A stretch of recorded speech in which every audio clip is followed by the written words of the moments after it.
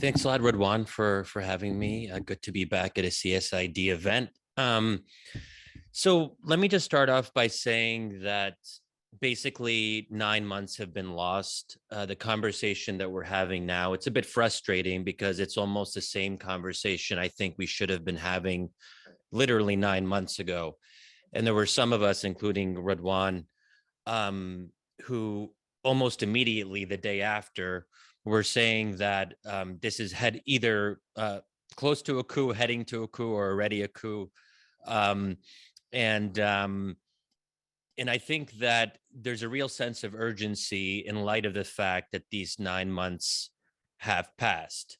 So if there's any time to act, the time is going to be now. I'd put the window, as others have alluded to, at really the next few months. So we're having this conversation part because we can't wait, we can't be patient, we can't wait and see, we shouldn't wait and see.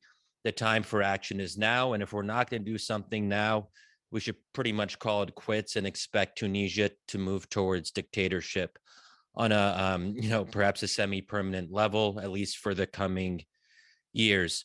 Now, and I remember in those first couple days after Kais Said's July power grab, it felt like deja vu because I was on Twitter.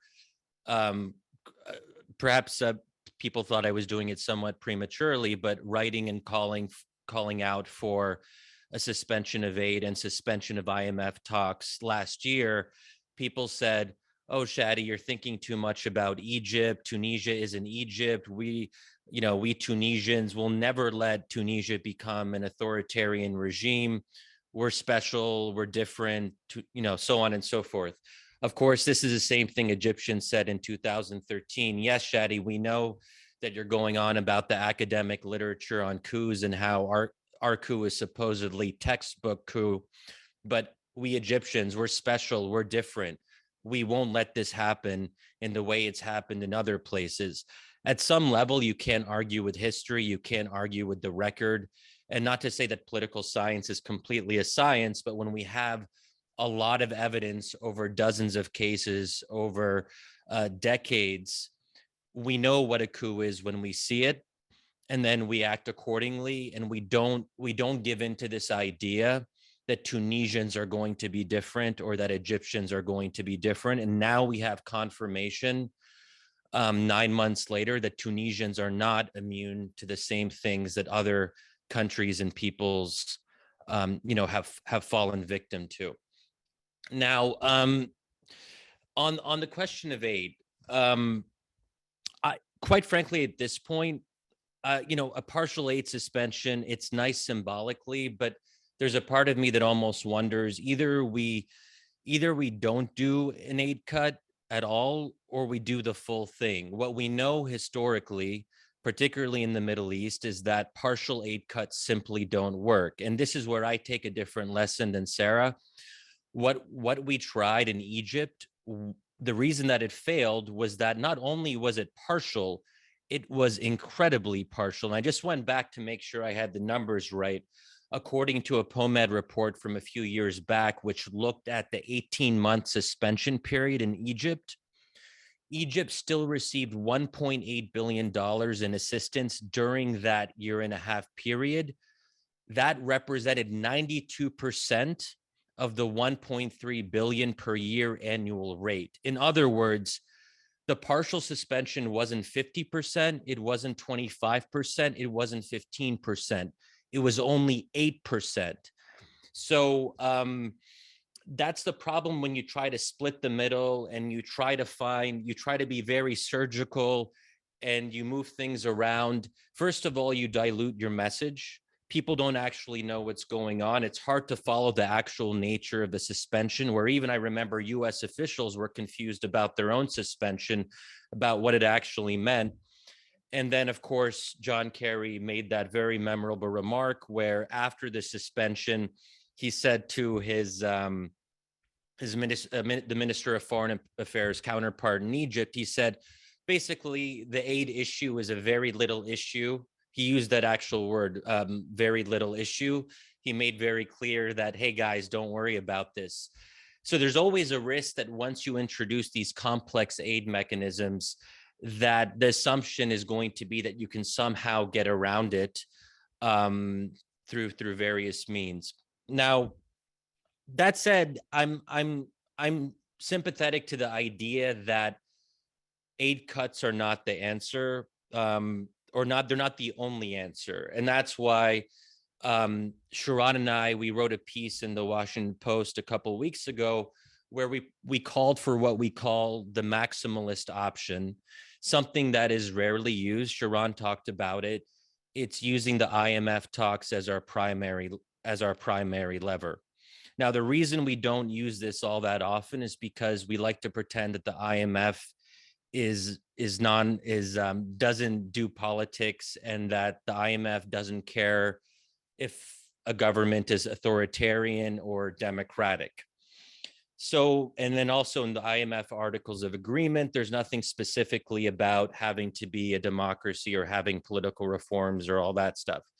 So that's why we don't tend to like doing that, because it's a little bit, it seems a little bit messy. But the US does have, along with its European partners, the ability to suspend IMF talks.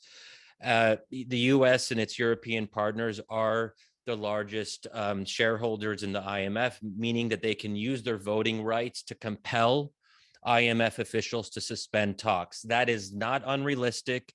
It's not implausible. It's 100% plausible. All you need is political will. The US can do it. It's just a question of whether at the highest levels of the US government, they're willing to move in that direction and to bring at least some of their European partners on board. There may be a couple European partners who will be harder to get on board. Unfortunately, our friend Emmanuel Macron is known to have a soft spot for dictators, so that would be perhaps more challenging. But still, it can be done, and it's a political will issue and not a practicality issue. And this kind of more clear, full-throated approach is preferable for some of the reasons I just mentioned, but also for other reasons that anything in between, the split the middle approaches run the risk of basically, as Sarah suggested, alienating Kais Saied without actually getting him to change. This is always the challenge with leverage. You really have to decide to use it to the fullest extent possible. Otherwise, you're in this in-between space where you essentially alienate both sides. A partial aid suspension, or even going further than a partial aid suspension, but not touching the IMF talks, it still runs the risk of going further, but not far enough. And then you end up basically sending a message to pro-democracy activists that you're willing to do something, but not enough. And then you're also sending the message to Kais Saied that you're undermining his rule and you're annoying him and irritating him, but you're not actually going to that next level where you have the most powerful lever. And that lever ultimately is about the IMF. Why? Because Kais Saied is in a very dangerous economic situation. Tunisia is at risk of historic default. Tunisia's credit rating was recently downgraded.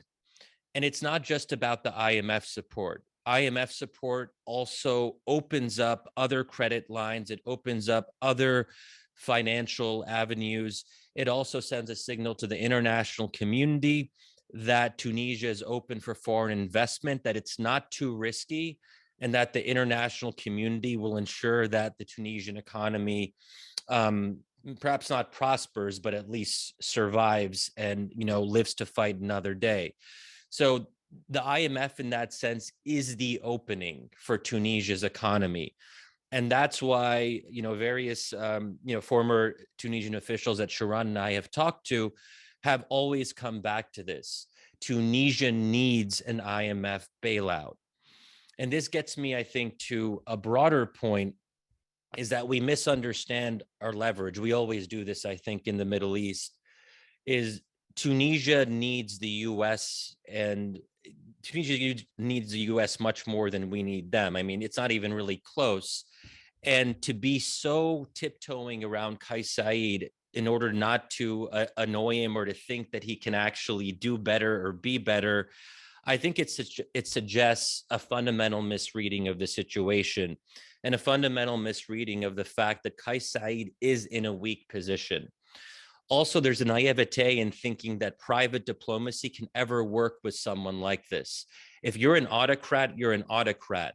Saying nice things to them, encouraging them, giving them carrots, whatever it might be, you can't, it assumes a kind of good faith interlocutor. It assumes a good faith partnership where if you show that you're saying and doing the nice thing to them, that they're going to reciprocate. Unfortunately, this goes against most of what we know about human nature.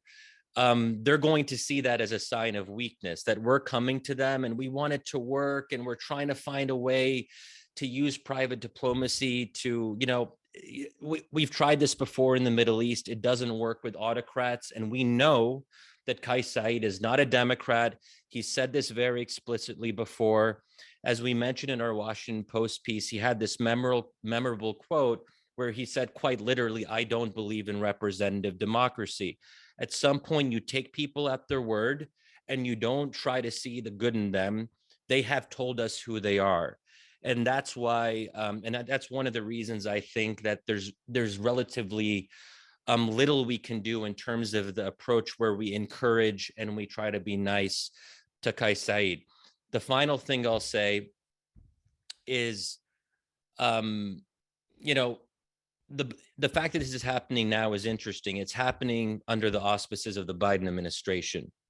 Now, the Biden administration has said, in a way that I think is quite good, that the struggle between democracy and autocracy is the defining struggle of our time. At least rhetorically, they've oriented their foreign policy along these lines. I don't want to say that this is a grand strategy per se, because I don't think it's really been fleshed out, but the rhetoric has been repeated time and time again, and it's actually intensified since Russia's invasion of Ukraine, and understandably so. Russia is an authoritarian regime, and it's invading a democratic country in Ukraine. Now, what's frustrating about all of this is that you would have thought that with the growing emphasis on democracy as an organizing principle in US foreign policy, that there would be some spillover effect and it would influence our policy in the Middle East at least a little bit. There has been nothing of the sort. Let's be very clear about what this is. This is Middle East exceptionalism. The only way to interpret this is that we think democracy is good for other regions and other peoples. We don't believe it applies to the Middle East. We carve out the Middle East as an exception for whatever reason it might be. We don't have to go into that too much, but there is a presumption that the Middle East cannot become less authoritarian. It cannot become more democratic.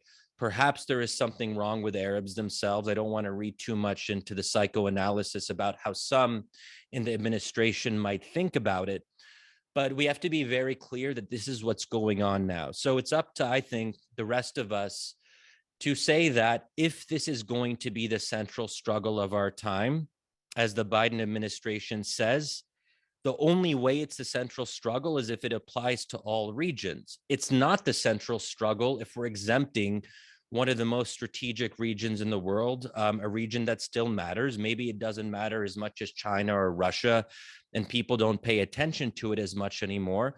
But I think it's still fair to say that the Middle East is at least somewhat important. It's a big region. A lot of people live there.